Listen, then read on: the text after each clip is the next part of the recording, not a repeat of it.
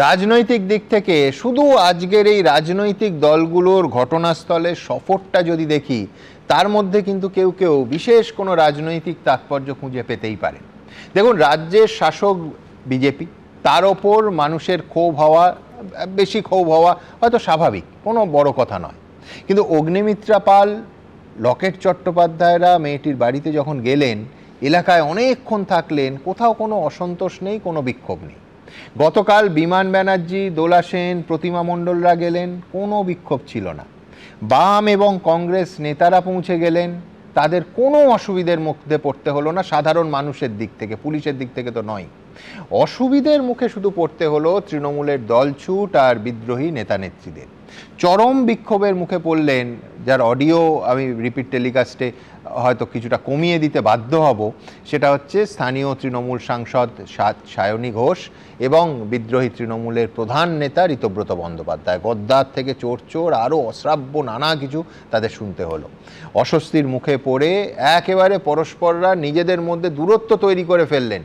মানে তৃণমূলের বিদ্রোহী সাংসদরা বলছেন যে আমরা কিন্তু বিদ্রোহী বিধায়ক নই, আর বিধায়করা বলছেন আমরা কিন্তু বিদ্রোহী সাংসদ নই, আমরা আলাদা। আমার পরের বক্তা বিশ্বনাথদার কাছে আমার প্রশ্ন থাকবে, দেখুন আমি বিশ্বাস করি যে একটা ঘটনা দেখে, একদিনের একটা ঘটনা দেখে কোনো সিদ্ধান্তে পৌঁছানো উচিত নয়। তার কারণ এই জনতা, এই দর্শক, কিন্তু অ্যারেঞ্জও করা যায় খুব সহজে আমাদের রাজ্যে, এবং খুব সস্তায় অ্যারেঞ্জ করা যায়। কিন্তু এটা কি মর্নিং শোজ দ্য ডে? মানে যাদের একটা প্রতীকে নির্বাচিত করলাম, তাদের রাতারাতি শিবির পরিবর্তন মানুষ ভালো চোখে দেখছে না, এরকম কোনো সিদ্ধান্তে আসা যায়? অবশ্যই আসা যায়। এবং দেখুন, চার পক্ষের অবস্থানটা, আমি পাঁচ পক্ষের অবস্থানটা বলি।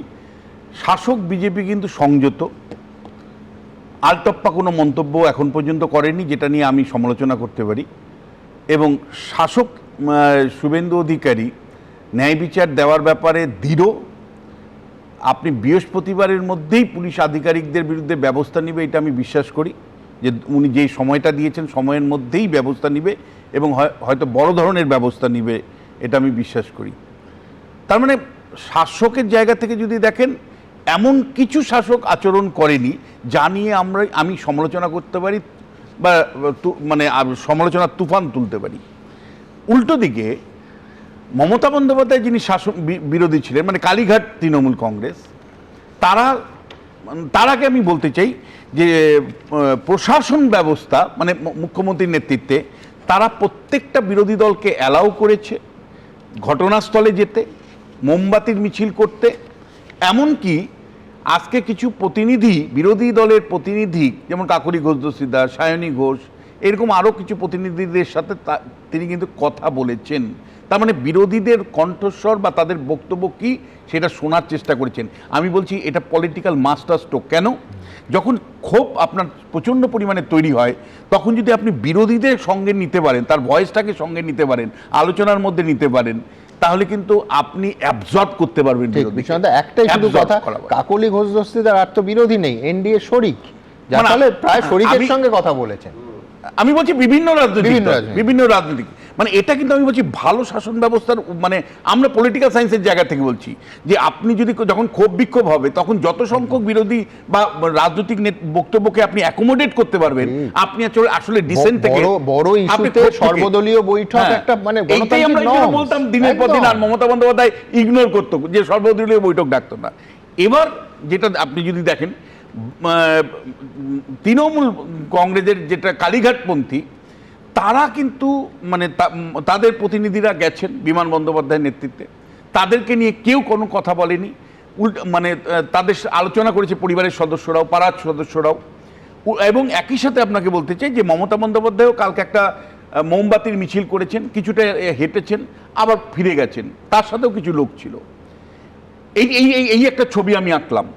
আর উল্টো দিকে আপনি যদি ঋতব্রত জায়গা থেকে দেখেন, ঋতব্রতরা ঢোকার আগের থেকেই কার্যত বলা যায় মানুষের মধ্যে ক্ষোভ বিক্ষোভ। এবং ঋতব্রত যেটা গর্ব করে বলতো যে আমাদেরকে কেউ আমাদের গদ্দার বলে, কিন্তু চোর কেউ বলে না।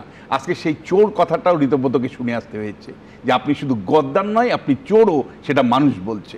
ফলে আপনার গর্বটা আজকে চূর্ণ বিচূর্ণ হলো। গদ্দারও মানে গর্ব অনুভব করে কেউ, এটা পশ্চিমবাংলার রাজনীতিতে আমরা দেখলাম।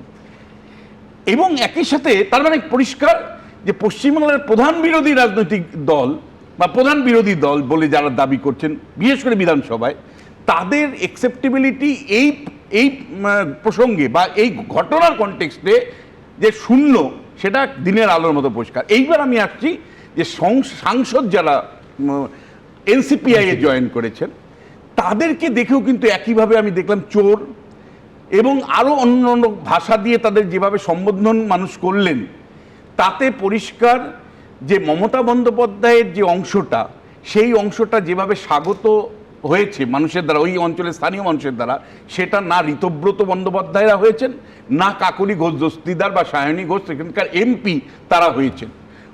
আর বামেদের অবস্থান যদি বলেন, বামেরাও সেখানে গেছেন।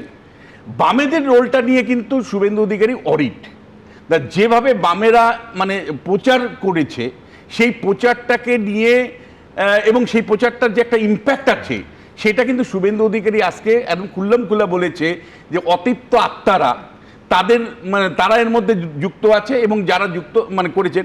আমি দুটো জাস্ট বলবি, 9ই আগস্ট 2024 আরজিকরের ঘটনাটা ঘটেছিল, 7ই জুলাই 2026 এই এত বড় একটা ঘটনা ঘটলো এই ইয়েতে বারুইপুরে। দুটো ঘটনার যদি আপনি পুলিশের ভূমিকা দেখেন, অপরিবর্তিত।